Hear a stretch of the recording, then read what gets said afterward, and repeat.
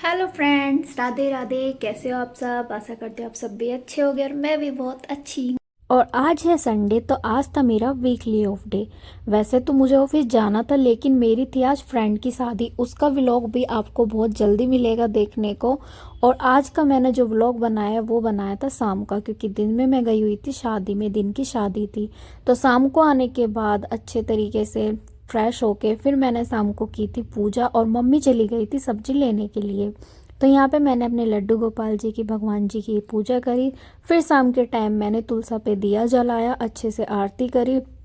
और इतना fast food खाने के बाद, इतना तला भुना खाने के बाद मेरा मन कर रहा था कुछ हल्का फुल्का खाने का। तो शाम को मैंने बनाया था पोहा। तो यहाँ पे मैंने एक टमाटर लिया था, प्याज और थोड़ी सी कुछ मिर्च, जिन्हें मैंने बारीक काट के रख लिया था। और साथ में ली थी मैंने मटर, जो कि मैंने उबाल के रख ली थी।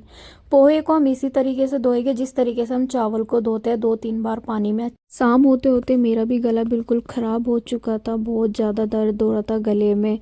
फिर भी मैंने हार नहीं मानी थी, क्योंकि लेटने से अच्छा था कि मैं एक बार पहले सारा काम ख़त्म कर लेती, उसके बाद अच्छे से आराम करूँगी। क्योंकि शादी में से आने के बाद इतनी ज़्यादा थकान हो जाती है, बिल्कुल भी हिम्मत नहीं होती काम करने की। लेकिन मैंने घर आके सबसे पहले लड्डू गोपाल जी के लिए बिना लहसुन प्याज का बनाया था पोहा। उसके बाद मैंने उसी कढ़ाई में थोड़ा सा तेल डाला, जीरा और हींग, और प्याज को हल्का सा मैंने क्रंची कर लिया था, जिससे कि कच्चापन ना रहे और ज़्यादा भुना हुआ भी ना रहे। उसी में मैंने टमाटर डाल दिए थे, हल्का सा भुनने दिया ताकि जो कच्चापन है वो ना रहे। नॉर्मली जो हमारे मसाले होते हैं वो मैं इसमें डाल रही थी, नमक, मिर्च, हल्दी। हल्दी बिल्कुल थोड़ी सी डाली थी मैंने।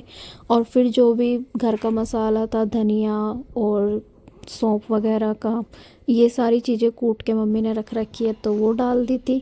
और लास्ट में मैं इसमें डालूँगी मैगी मसाला, क्योंकि पोहे में अगर मैगी मसाला डालते हैं तो बहुत अच्छा टेस्ट आता है। और साथ ही भी मैंने इसमें डाला था पोहे का मसाला, जो अलग से आता है, बहुत इजी मिल जाता है मार्केट में। और सच में अगर सब्जी में भी डालते हैं वो मसाला तो बहुत अच्छी बनती है सब्जी।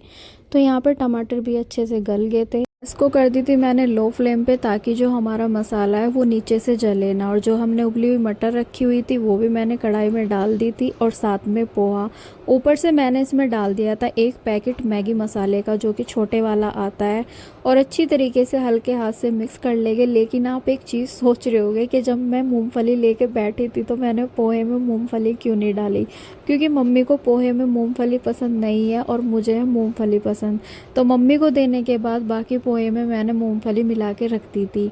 और फिर लगी थी मैं किचन की साफ़ सफाई करने में, क्योंकि बहुत ज़्यादा फैला हुआ था और बर्तन भी बहुत ज़्यादा हो चुके थे चाय वगैरह के। तो पहले मैंने यहाँ पे गैस साफ़ करी। गैस साफ़ करने के बाद जो भी सामान फैला हुआ था वो सारा समेटा। किचन भी मेरा पूरा क्लीन हो चुका था। शादी में से आने के बाद बेशक मैं घर का काम कर रही थी, लेकिन दिमाग में सारी बातें शादी की घूम रही थी। कि स्कूल से पहले हम मतलब कितना खुश थे, कोई टेंशन कोई फिक्र नहीं थी। अब इतनी जल्दी बड़े हो गए तो आज टाइम का बिल्कुल भी पता ही नहीं लगा, मतलब कब इतनी जल्दी लाइफ चेंज हो रही है, टाइम इतनी तेज़ी से चल रहा है। काम साथ में स्कूल में इतनी मौज मस्ती करते थे, और आज कहाँ सब अपनी घर गृहस्थी में लग चुके हैं। कोई कुछ कर रहा है तो कोई अपनी लाइफ में इतना बिजी हो चुका है।